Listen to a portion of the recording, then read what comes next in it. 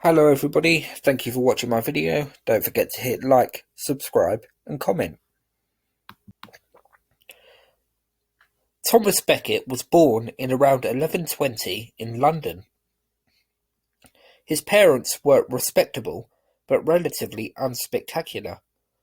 Thomas's father was held in high enough regard though to be made Sheriff of London, but the heights with which Thomas was to reach in his own career was largely down to his own initiative. Thomas received a good education, and as he grew into adulthood, he went to study in Paris. According to one slightly over-the-top chronicle, Thomas's father, named Gilbert, recognized greatness in his son from an early age. Whilst Thomas was away from home, being educated by a prior by the name of Robert of Merton, Gilbert came to visit him, and apparently fell to his knees, supposedly worshipping the greatness that was already manifesting itself in Thomas. That particular story is certainly not true, but there is no doubt that Thomas was indeed becoming an impressive young man, and those around him and closest to him may well have recognized that. Having returned from Paris, Thomas was now ready to forge a career for himself. Firstly, he became a clerk for the sheriffs of London, aided here by his father's connections. He soon made an impression though. He worked diligently and thoroughly, handling affairs of both the church and state, as he made his way from being a clerk in London to the services of Theobald of Bec, Archbishop of Canterbury. Becket's high levels of competence had evidently impressed Archbishop Theobald enough to recommend him to King Henry II, whom Theobald had crowned in 1154. Theobald advised Henry to make Becket his chancellor. The good recommendations didn't just come from Theobald either. Henry of Blois, Bishop of Winchester, also pushed for Becket's promotion. By now in his mid-30s, and having come from relatively humble beginnings, Becket's career was starting to take off. Between Becket and Henry II, England started to resemble a country that was about to experience a golden age. Both Becket and Henry carried out their duties with seemingly boundless energy, and as a result, the country began to blossom. The nation's wealth grew, food and other essentials were in plentiful supply, and the disasters of the reign of the previous king, Stephen, could now be finally left firmly in the past. In 1158, Thomas travelled to France to arrange a marriage between Henry II's toddler son and heir, also named Henry, and the daughter of King Louis VII of France, who had just been born, named Margaret. Mercifully, the wedding didn't take place until Margaret had reached the grand old age of 2. As may well have been expected, there was great pomp when Thomas arrived in Paris for the negotiations, and relations between the English and French monarchies were, for the time being, stable. There would always be a strained nature to Henry II's and Louis VII's relationship due to the fact that Henry had married Louis's first wife, Eleanor of Aquitaine, after Eleanor had forced a divorce from Louis, with whom she wanted to be rid of. However, Henry and Louis maintained a show of friendliness throughout 1158, and Henry himself was invited to Paris. It's fair to say Becket did an excellent job maintaining diplomatic relations on his trip to arrange the marriage between the king's children. Unfortunately, after the marriage had been confirmed, tensions between England and France predictably blew up again.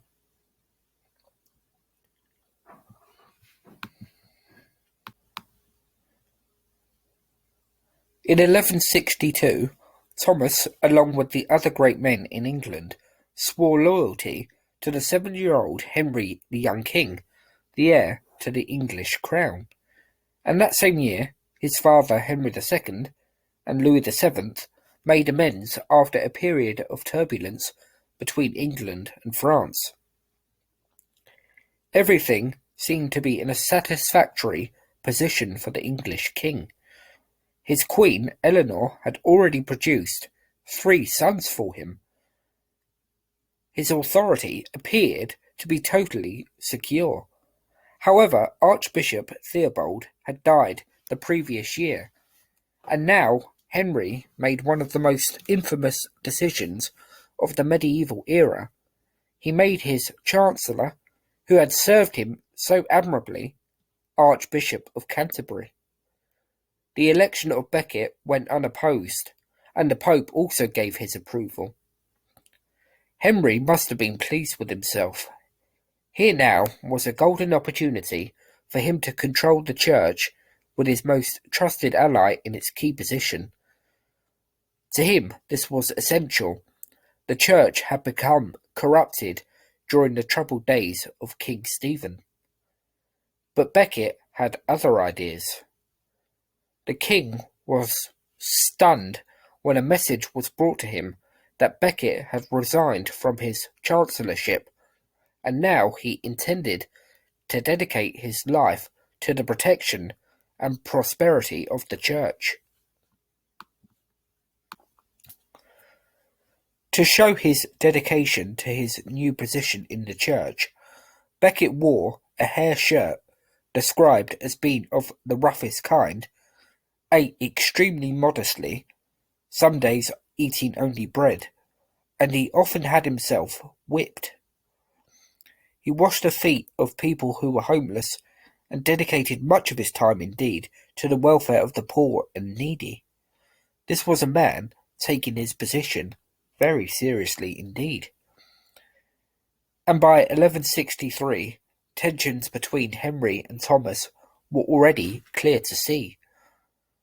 Becket had irritated the king by delaying his resignation as Archdeacon of Canterbury, a position that he had also held alongside his chancellorship before he became archbishop. Thomas aggravated the king even further by excommunicating a nobleman without informing Henry.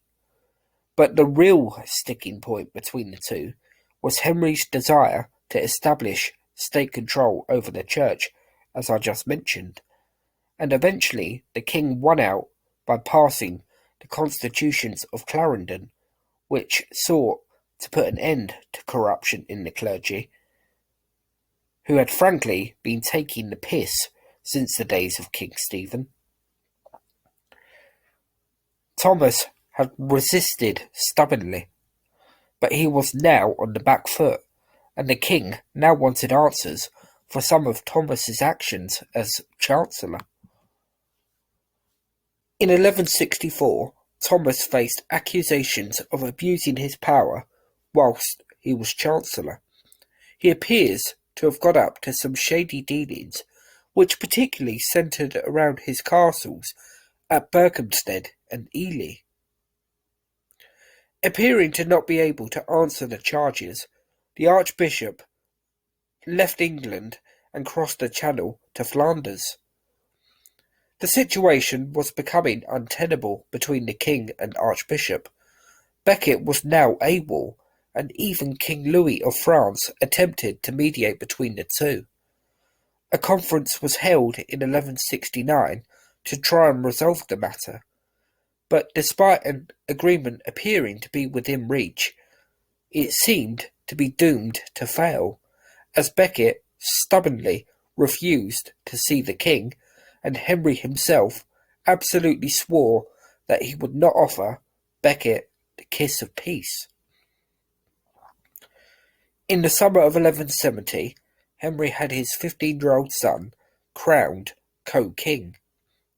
History will remember the younger Henry as Henry the Young King, as I mentioned earlier in the video.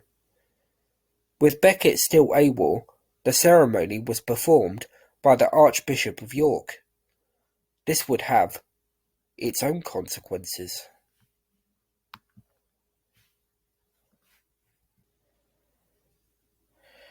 As Archbishop of Canterbury, Becket viewed it as his privilege and responsibility to perform coronations.